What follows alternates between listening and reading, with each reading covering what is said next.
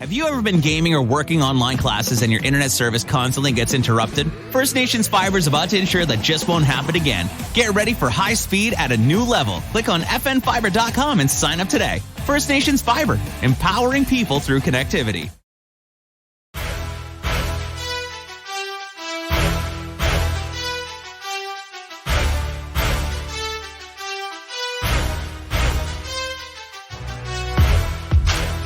And welcome to the cycle here in September 2022. We're sandwiched right in the middle of everything that's taking place. We've got our RSEQ/GMAA sports, which are starting to kick off.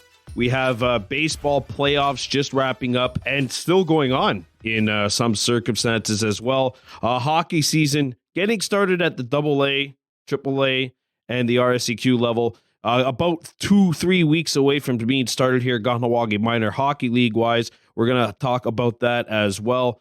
Plus a look at some football teams, including Kahnawake's own at various levels, playing throughout the course of the season for the Chateauguay Raiders, and one playing in LaSalle for the LaSalle Warriors.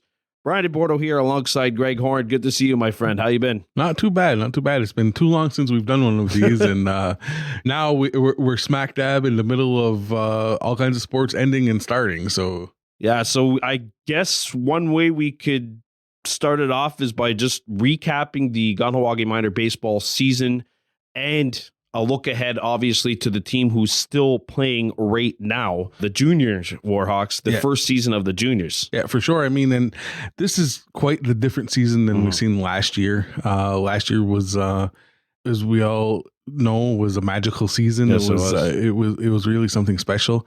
This year, things changed slightly because the teams with the age groups, they're broken up a little bit. You know, the teams that did so well last year, they're not together this year. Half of them moved up, half of them didn't, and in each age group, right? So they made a little bit of a change, and some of the players who played last year and were very successful returned to sports like lacrosse this year and didn't seem to have time for both. So, you know, it was a very different year for Kahnawake Minor baseball teams, and I think that probably the teams outside of Kahnawake, that they also saw some of their players return who may not have played over the last couple of years due to the pandemic. And so it was a very different landscape this year, right? Yeah, it really was. I mean, we had two teams playing 8-ball this year in comparison to the one that played last year. Actually, technically had a third team playing A, but they dropped down to B. Three of those teams at the A level all won a game, though. They all won a game. Even the 18 A's who were ended the year as the 18 B's, they won a game at the A level against another team who was dropped down further to B as well. But still, I guess that in a way that shows you that there's still plenty of talent, even if they're all being elevated up and playing against teams that, you know, are basically, for all intents and purposes, double letters. Yeah. And I think that after the success of last year with three teams having basically Cinderella stories and winning it all and making it to the provincials, that for sure people are looking at Kahnawake as a hotbed for baseball now. Yeah, definitely. I'd say so. And you look at, for example, the 13 Bs, that was Rodney Stacey's team in 2021. Jesse Lahas coaching that specific level, that specific team this year.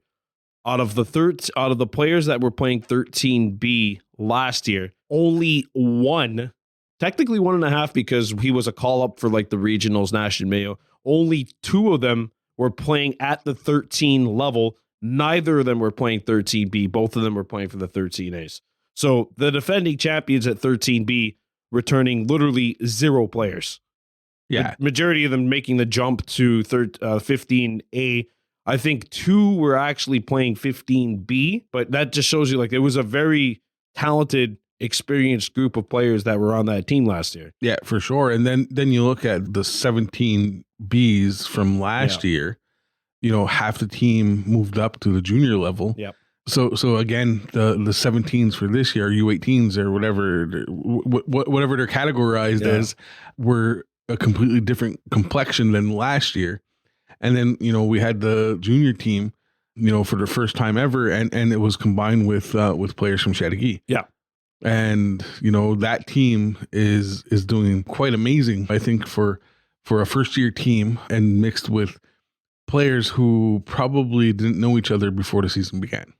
Yeah, and there's also like some camaraderie there in a sense. I was talking to one of the players from Kahnawake, Max Goodleaf. He knows a couple of the players previously from other, whether it be other sports or playing head to head or maybe school, things like that, maybe all-star meets, etc. So there is some kind of camaraderie there, and even the two francophone players that are on the team, like they get along really well with the players from the community. And hey, they've taken Kahnawake on a magical ride. We mentioned not quite the same in 2022 as 2021 was, but we still have an opportunity to win a second championship, which would be one less than the championship we won last year. Yeah, and the first team to win the championship this year was the U9s, the U9 purple girls team. Yeah, they did quite spectacularly, and they had such a great season. And then that final game, wow. It was against the Pink Warhawks. Yeah, the Pink team. And the Pink team, played a great game against them and made it a game. Talking with one of the coaches afterward, Tiffany Mayo. Yeah. She was just so proud of her team because they made such a game of it, and they had never beat the purple team all year. Yeah, Purple was 6-0, I think, against them. It was quite the game to watch. I mean, I think there was, hundreds of people. I would say 200. Yeah, it was packed. It was. Even the regionals that took place at that field last year, U13Bs, there was never that many people at any of the games. I mean, all the stands, the bleachers, from the one behind the back catcher's position to the one by the above the dugout, and then to the other ones, they were full. It was standing room only, and then there was cars all lining the outfield, and it was all people cheering for everybody that was playing. It was amazing. Every time any player made a good play, the crowd went wild. I was actually making a joke about it because what happens is in between innings, what I like to do is I don't film while sitting down. I film standing only. And then in between innings, what I'll do is I'll go have a seat, eat one of my sweet tarts, just kick back and relax and whatever. I had no opportunity to sit down because the stands were that packed. Like the lower level right next to me, there was no room on that particular row, in that particular row. And then the higher you got up, it was still packed. There were still people that were packed. It was standing room only. I mean, it was amazing to see, the support that these young baseball players received from the community this year.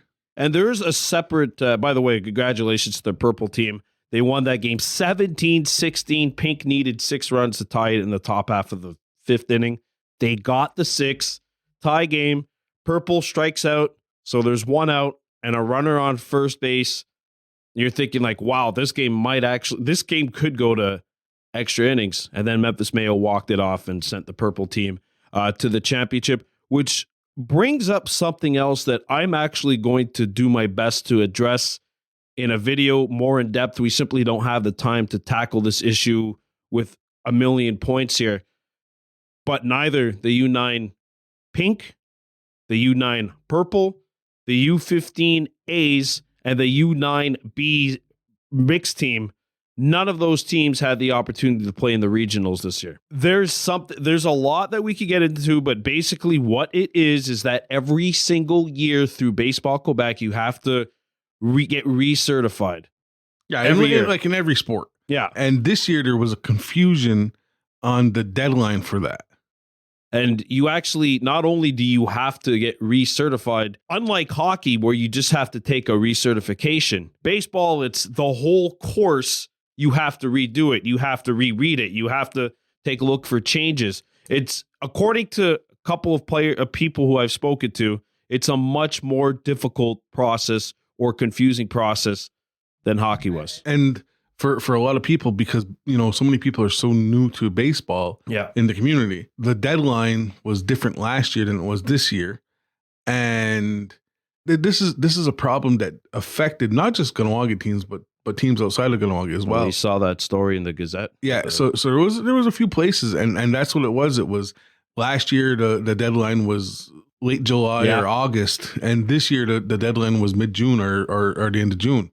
So, without realizing, that they missed the deadline, a lot of coaches missed the deadline, and then not having the proper certification to move on, they couldn't go to the regionals. It's amazing to think that while we were talking about the U13, U15s, and U18Bs triple slamming, winning the regionals last year, we should have been talking about a quadruple slam, because the U11Bs last year went 13-3. They won 11 of their last 12 games to conclude the season. They very well could have made that like 4 games at Park Bédard that day instead of 3. Yeah. Which would be even more remarkable, I think. Yeah, for sure. And for baseball in the community as being so new again, right? Yeah. Because baseball throughout the years has gone on streaks where there's years where there's baseball, and then there's years where there's none. And it seems like now for the last few years, it's been on the uptick, and then more and more kids are now playing baseball, and we're getting kids that are way more talented and enjoying success at all kinds of levels. And now we're seeing that trend kind of transcend possibly into the other sports with hockey. You and I were talking about this, a record-breaking amount of hockey players in KMHA this year. Yeah. I think Luann was telling Jordan, this year there's about 200 more kids registered for minor hockey than there were last year. That is unbelievable. And there's so much now that we have players that a lot more of the girls specifically are playing for an outside, so that they could play like within girls specific leagues. If you added all those players, if you took all those players back, I'm pretty sure there would be like one extra team. Well, I think those are all included in the minor hockey. Yeah, they're included in the tabs. But at the same time, you got kids that are playing double letter and triple letter. Yes. You got kids that are playing high school hockey. Yep. And over the last few years, a choice had to be made for kids. You couldn't play hockey for your high school and play for your community. In the past, you could do that. You could play both places. But now they're trying to beef up the high school hockey system too. Mm-hmm. And there's 20 games plus tournaments and all these different things. So it's taxing on the athlete if they're going to play 20 high school games and then 20 plus games and tournaments at minor hockey level. So kids have had to make a choice of if they're going to go out for their high school team or play within the minor hockey system. At one point in time when I was in high school, which I joke around and say it was a long time ago, but when I tried out for the Billings high school team, in relatively speaking, it wasn't that long ago, 17, 18 years ago, 04, 05. In that time, the Billings high school team went from having a gym teacher as their head coach, and all due respects to Brian Pitts, he's one heck of an athlete, one heck of a coach, but we went from having just one coach on one team at 3 levels playing GMAA. That's literally, it was called GMAA at the time. And now 2022, we have video coaches, we have assistant coaches, we have a coach at every single level. We have teams that are reclassified in Division 1, Division 2, Division 3, RSEQ, and there is a full-time hockey coordinator at Howard S. Billings. Literally earns his living off of being a development coach, head coach, recruiter, making sure that success isn't found in the classroom. They have a full-time person doing that stuff. Yeah, it's a completely different animal, right? And kids have to work hard to make these teams, right? And because it's now playing on some of these high school hockey teams is the equivalent of playing double or triple letters. Basically, yeah. So that's why you have to make that choice.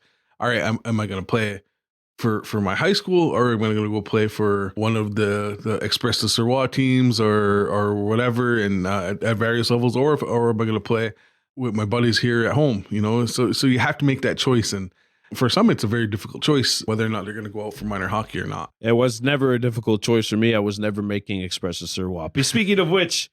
Speaking of which, yes, do not adjust that headset. First off, yes, I actually was an athlete at one time. Second off, there is a return of the Express de Serrois. There's no more double B Chateauguay Cavaliers playing against It's the Express de Serrois. It's literally players from Kahnawake, Chateauguay, Mercier, St. Martin. I believe Bahornwall might be included in this one as well.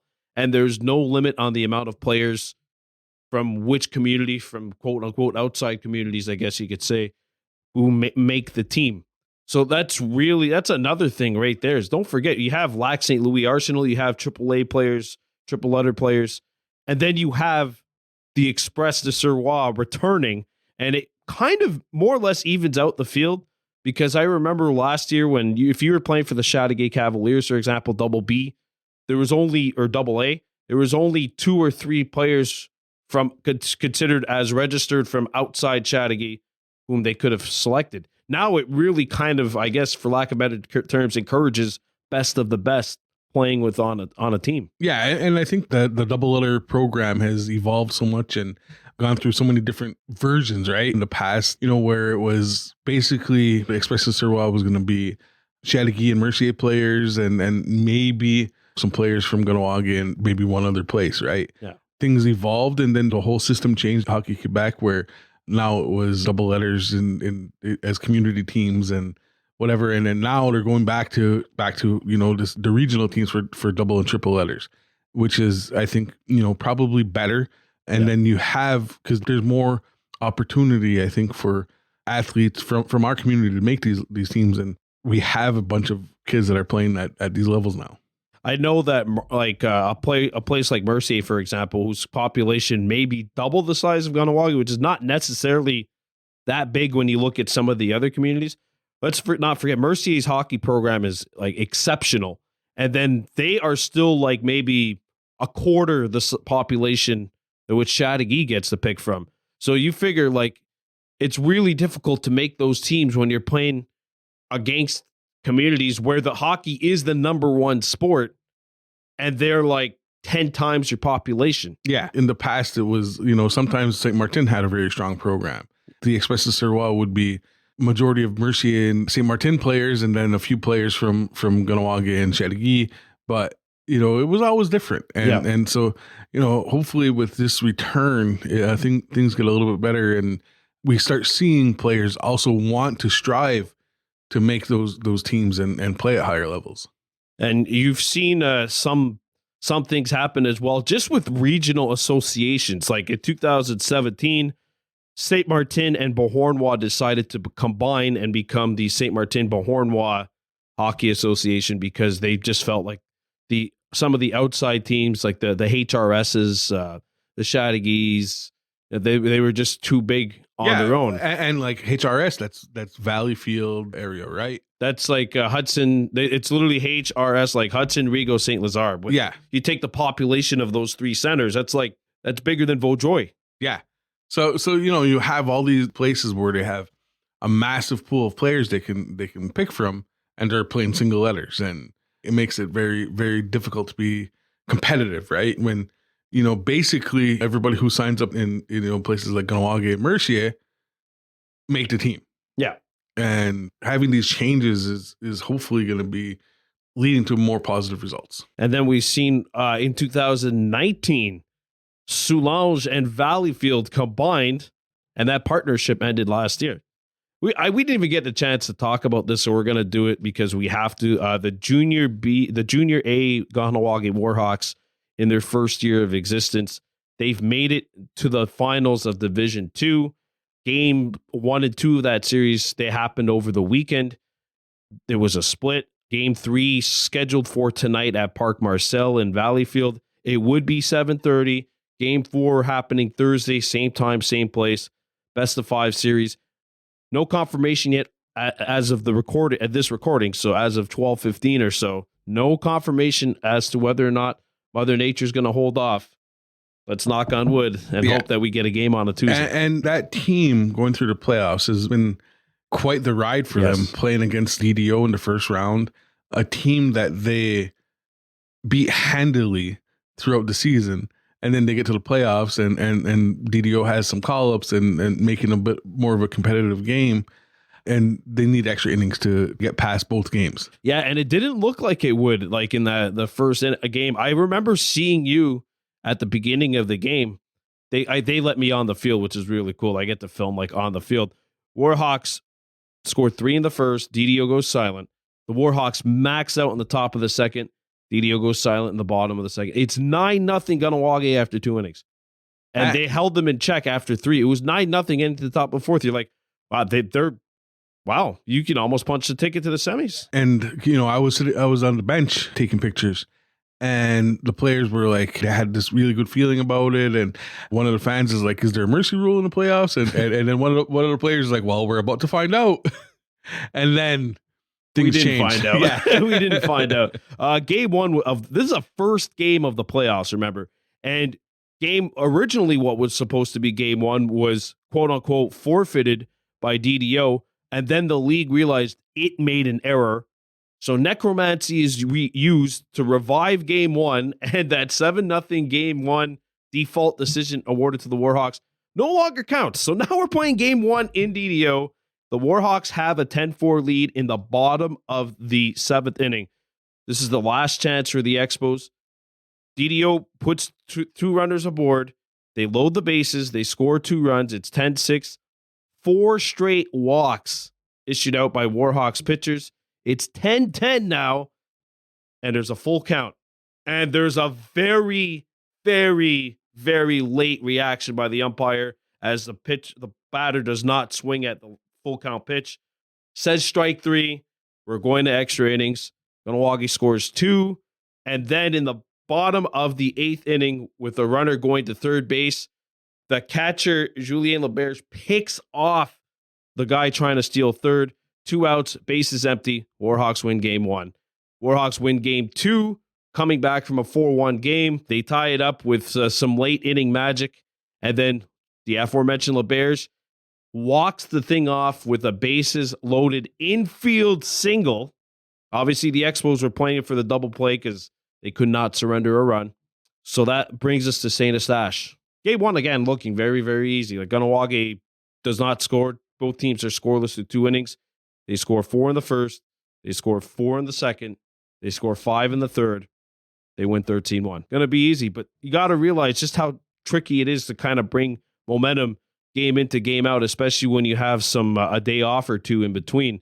And the Bisons played game 2, I think it was last Saturday here at the Field of Dreams. And this was a spirited game. The Warhawks jumped out to a 4-0 lead. You figure like, okay, maybe they are destined to advance. Nobody told that to the Bisons. They score 4 in a row to tie it up, 4-4. Game's tied at 5, bottom of the 5th inning. Lucas Daibo, clutch single to right field. Warhawks take the lead, and the pitching staff held it from there. So that brought us to the final. Game 1, not a whole lot of positive things to talk about. Yeah, that was the rain all week last week prevented the Warhawks from practicing. Yep. And, having a week off and with no opportunities to practice definitely showed, and they just couldn't get their bats going. It was just one of those games where the quicksand started and they kept on. The harder they tried, the more it seemed that they couldn't get things done, and ended 13-1. Yeah, a 13-1 win for Maltese West, aka Valleyfield. I have the actual score sheet, or my rough copy of the score sheet, the game sheet. 4 base hits for the Warhawks, 3 errors, and in the top of the first inning, 3 Reds were hit by pitches. That just shows it was really like a rest versus rust kind of thing. But we talk about how difficult it is to carry momentum from game to game. Game 2, the Warhawks win 3-2. They take a 3-0 lead. They get a complete game performance, a 5-hitter by Kobe Lavalier, the starting pitcher. Cole Snow, 2 for 3. Max Goodleaf, clutch hit. I mean, it's really hard to bring the momentum you get from game 1 to game 2. We saw that in the last series with St. Eustache. We see it in this series too. Yeah, the Warhawks, they wanted to having game 2 at home again, because all year up to the playoffs it was 1-1. Yeah, and so now you have 2 games at home and you lose pretty badly in front of a lot of hometown fans.